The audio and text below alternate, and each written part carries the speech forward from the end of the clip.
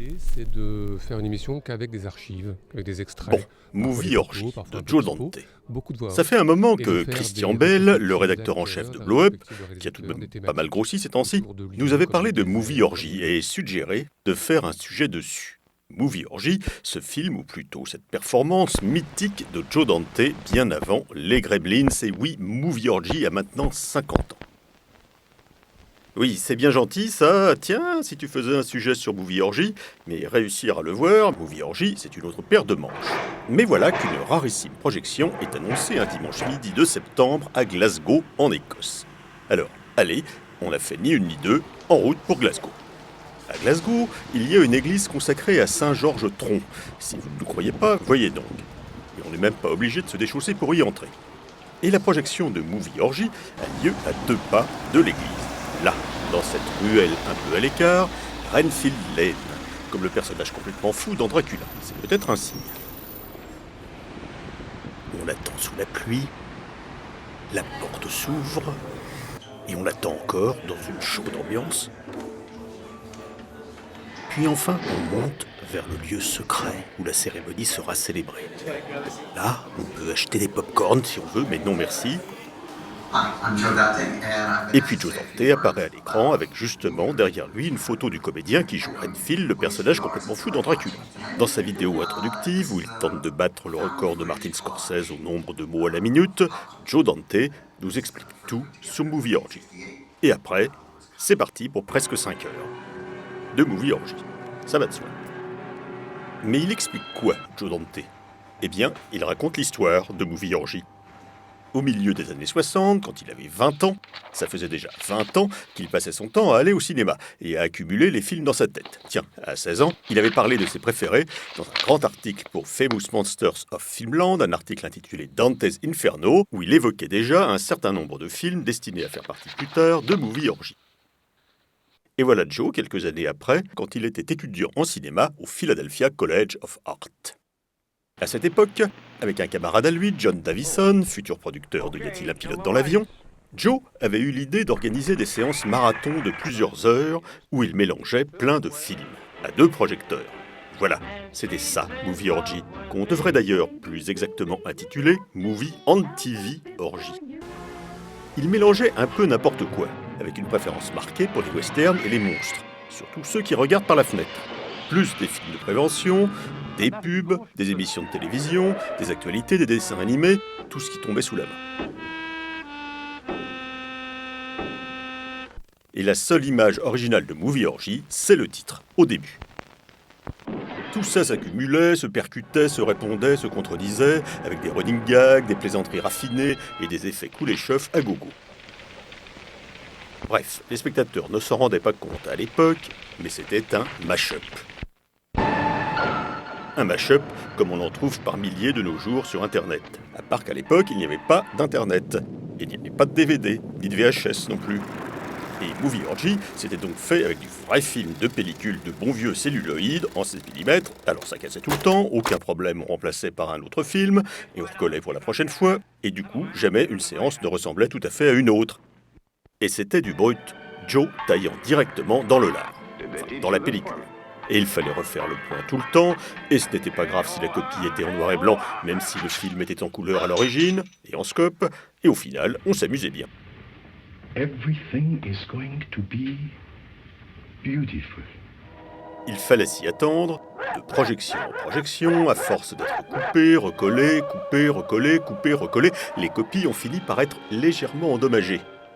Bon, massacré.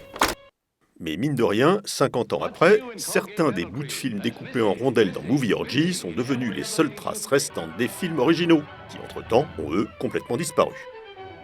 Alors, une bonne vieille Movie Orgy vintage, d'abord ça n'arrêtait pas de commencer. Et de commencer. Et de commencer. Et après ça durait 7 heures, et après ça n'arrêtait pas de finir. Et de finir. Et de finir. Et de finir. Et de finir. Bon, ça va. Et tout ça se passant surtout sur les campus universitaires, devant un public peu enclin à pratiquer l'ascétisme, la bière Schlitz a décidé de s'y intéresser et de sponsoriser l'événement. Et 7 heures de movie orgie arrosée à la Schlitz avec plein de popcorn, c'était vraiment une bonne soirée en perspective.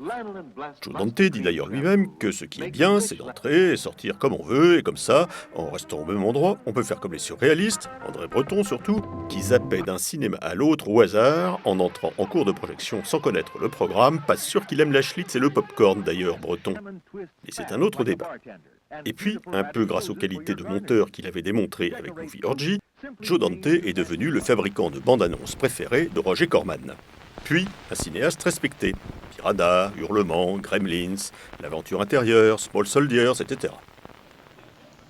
Sock it to me? Le jour où il a remarqué que les apparitions de Nixon dans Movie Orgy n'amusaient plus grand monde, Joe s'est dit que, bon, il était peut-être temps d'arrêter. Et depuis la fin des années 70, les bobines de films abondamment charcutées de Movie Orgy dormaient bien au chaud dans son garage, jusqu'à ce qu'en 1998, le festival de Locarno lui demande de les ressortir à l'occasion de la grande rétrospective Joe Dante qu'ils organisaient, car il voulait qu'elle soit la plus complète possible.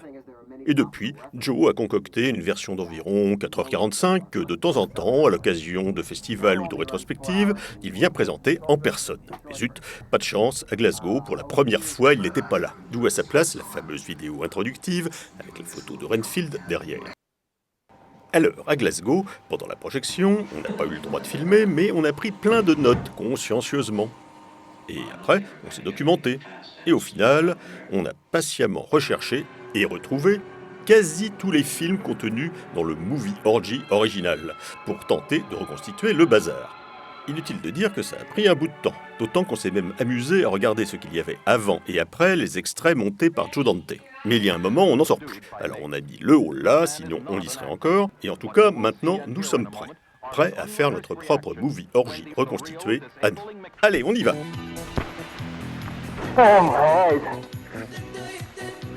Richard Nixon, donc, et Tarantula, et Speed Crazy, et Zamba le gorille, et la prévention prophylactique, et le petit chaperon rouge, et The Giant Gila Monster, et Rintintin, et les Teenagers from Outer Space, et Rambo Goro avec George Raft, et les pilules Carter anti-constipation, et The Amazing Colossal Man, et Tales of the Texas Rangers, et Monsieur Bonbon, et Robin des Bois, et Twist Around the Clock, et tout sur la menstruation, et tout sur les pieds, pour faire plaisir à Georges Tron, et T'as le bonjour d'Alfred, et Cracker Jack, et Crin Blanc bien caché, et le kit de pénitence judéo-chrétien, et Philip Morris,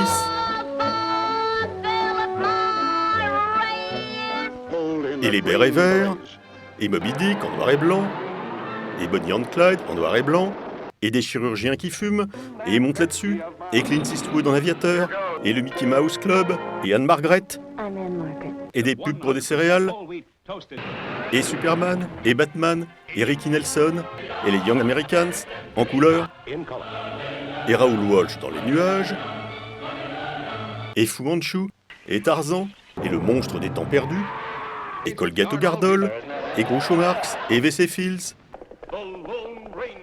et The Lone Ranger, et Collège Confidential, et King Kong, et Betty Boop, et des criquets géants, et Abbott et Costello, et Bufferin médicaments costauds pour les personnes sensibles, et l'attaque de la femme de 50 pieds, et The Giant Claw avec un poulet géant vindicatif, et les soucoupes volantes attaquent, et Dieu dans tout ça, et Elisha Cook Jr., et Roy Rogers, et Gertrude.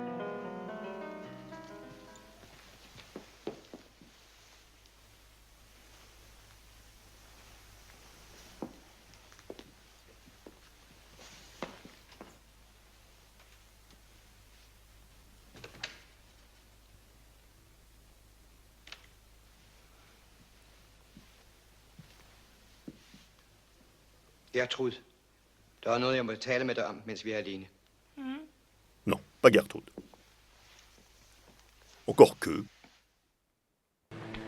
Give me that gun, Johnny. No, I'm going to kill them. Oh.